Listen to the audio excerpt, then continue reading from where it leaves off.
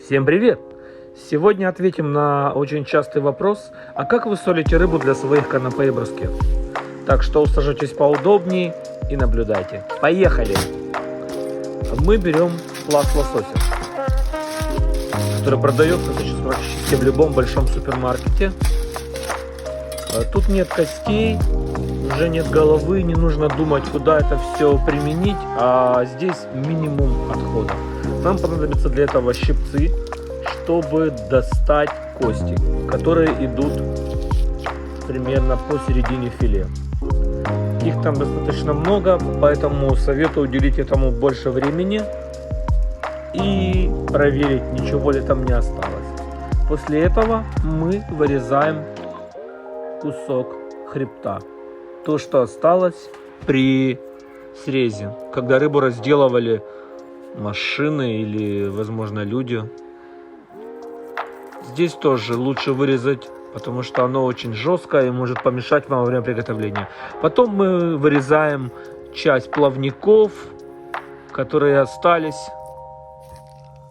И здесь также могут быть кости.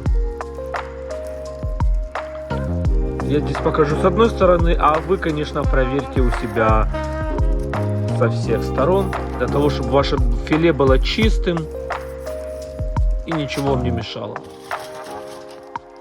Дальше мы отрежем брюшную часть. Эта часть очень жирная, и ее лучше использовать для чего-то другого. Для канапе, брускет она не совсем подойдет. Из нее можно сделать какой-то салат, лосось под шубой, или, может быть, нарезать очень тонко, или сварить какой-то очень вкусный рыбный суп. Следующий момент. Снимаем с вами шкуру. Очень важно нож вытереть салфеткой или тряпкой, чтобы он был максимально сухой. Подрезаем возле хвоста и начинаем прорезать.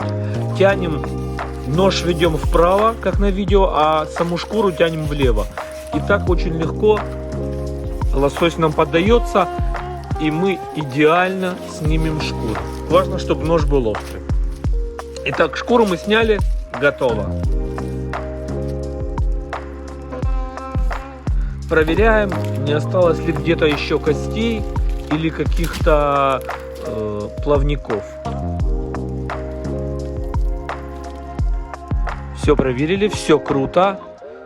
Теперь наша задача приготовить соль и сахар для засола. Я беру, наверное, классический рецепт, в котором мы используем соли ровно в 2 раза больше, чем сахара. Здесь филе весило 2,5 килограмма. Учитывая, что мы убрали кожу и все остальное, получилось примерно 2. Так что мы берем на это количество 100 грамм соли и 50 грамм сахара. Все это очень тщательно перемешиваем в емкости, для того, чтобы соль и сахар смешались в равных пропорциях, и у нас получилась классная смесь для нашего маринада. В принципе, этим способом засолки можно солить практически любую рыбу. Это может быть и сельдь, и все остальное. Дальше мы нарезаем нашу рыбу на несколько частей. Я режу грамм по 600, по 700, для того, чтобы эти куски потом было удобно заморозить и использовать при надобности.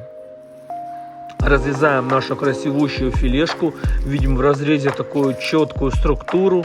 Рыбка целая, упругая, свежая и максимально красивая. Проверяем еще раз. Вот здесь я нашел какую-то часть непонятную.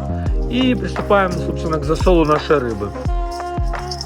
Хорошенько натираем ее со всех сторон. Вот для этого я удалил шкуру, чтобы рыба быстрее просолилась. Можно шкуру не удалять, но тогда со стороны шкуры она будет чуть-чуть менее соленая. А так со всех сторон одинаково просолится, и мы получим очень вкусный кусок. Затягиваем пленкой. Можно в стеклянном боксе. Я использую из нержавейки посуду. И ставим в холодильник на 12 часов, так как у нас довольно-таки большие куски. 12 часов пролетело, и теперь мы удаляем все лишнее с нашего лосося. Под холодной водой промываем нашу рыбку, и она готова к употреблению. Для того, чтобы узнать, какие вкусные закуски можно приготовить из этого лосося, переходите по ссылке в правом верхнем углу и забирайте себе рецепт невероятно вкусных брускет. А также переходите в описание под этим видео. Там вы найдете больше еще крутых рецептов, которые сможете повторить у себя дома и удивить ваших гостей и друзей. Всем классного дня, до встречи на нашем канале и ждем ваши комменты.